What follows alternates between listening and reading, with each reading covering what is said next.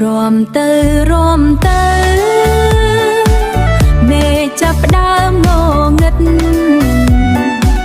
ពន្លឺច័ន្ទចាំងមកពន្លឺច័ន្ទចាំងមកសំឡេងស្គរបុកខ្លាំងសំឡេងស្គរបុកខ្លាំងចិត្តខ្ញុំរំភើរៀបចំខ្លួនឲ្យស្រេច